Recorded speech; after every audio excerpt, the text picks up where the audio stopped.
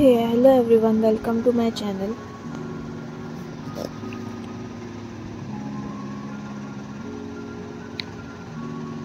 आज आपण बघणार एग बिर्याणी.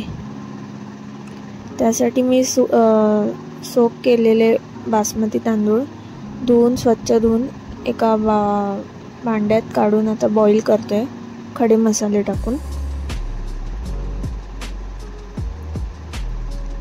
अशा प्रकारे हे साहित्य आहे. त्यानंतर एका टोपात पाणी घेऊन त्यात 3 अंडी हार्ड बॉईल करून घ्यायचे, एकदम कडक बॉईल करून घ्यायचे. त्यानंतर आपल्या मिक्सर जारमध्ये टोमॅटो असे मोठे मोठे काप केलेले टाकायचे आणि अद्रक लसूण टाकायचे, त्याची एक पेस्ट करून घ्यायची.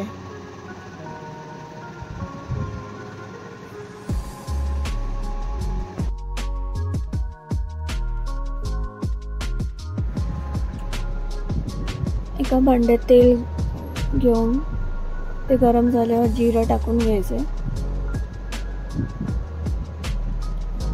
ते तडतडल्यावर आपण कांदा कापलेला आहे मीडियम साईजमध्ये उभा, तो टाकून घ्यायचा आहे.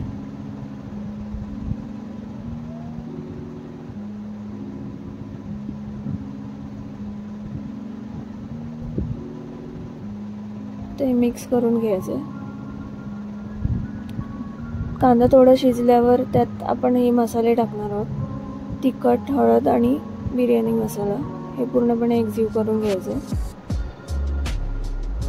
एकजीव झालं, थोडंसं तेल सुटल्यावर त्यात थोडं पाणी टाकायचं, मिक्स करून घ्यायचं.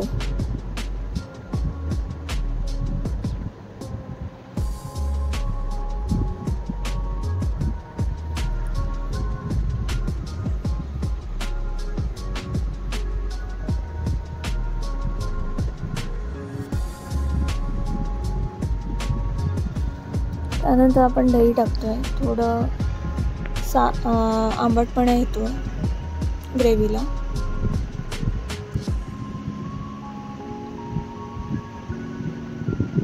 थोडीशी थिकनेस येतो ग्रेव्हीला, त्यामुळे दही टाकून घेतोय. तेल सुटल्यावर आपण आता त्यात मगाशी टोमॅटोची पेस्ट केली ती टाकणार आहोत. ती चांगलीपणे शिजवून घ्यायची, कच्चटपणा न राहता.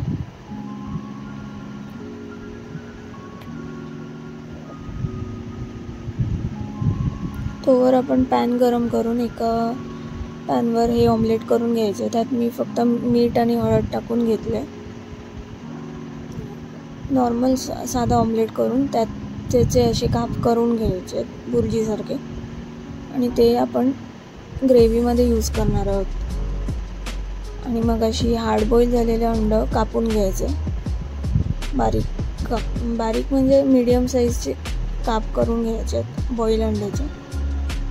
तर या ग्रेव्हीत मी बॉईल व्हेजिटेबल्स टाकले. तुम्ही स्किप करू शकता, तुम्हाला आवडत असेल तर टाका, नाही तर स्किप करू शकता. नुसतं अंडं टाकलं तरी चालतं. आता मी यात अंडं टाकणार आहे आणि शिजवून घेणार आहे थोडा 10-15 मिनटं.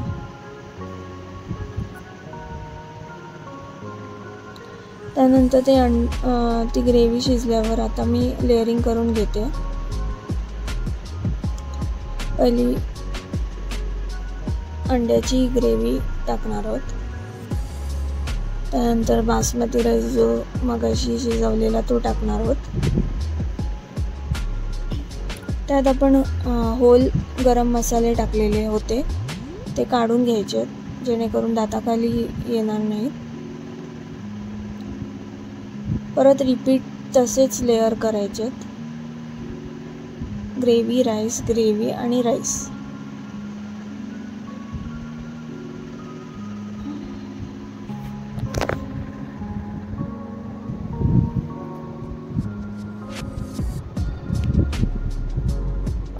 अशा प्रकारे सर्व लेअरिंग झाल्यावर आपण थोडा वेळ एका तव्यावर 10 मिनटं शिजवून घेणार आहोत. हे झाकण टाकून तुम्ही या बिर्याणीला दम पण देऊ शकता कोळसा यूज करून.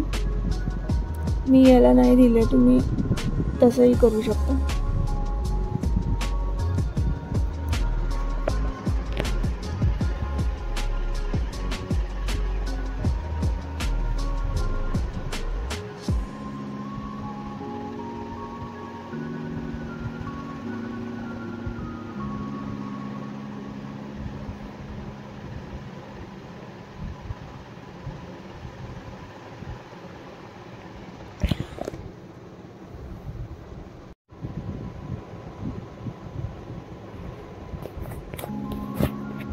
आता ह्यात मी बारीक चिरलेली कोथिंबीर टाकून घेते आणि नंतर आपण झाकण टाकून हे आता शिजवणार आहोत 10 मिनटं.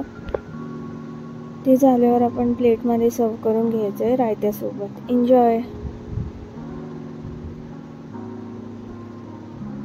Thanks for watching. Subscribe my channel and press the bell icon for more notifications. Thank you.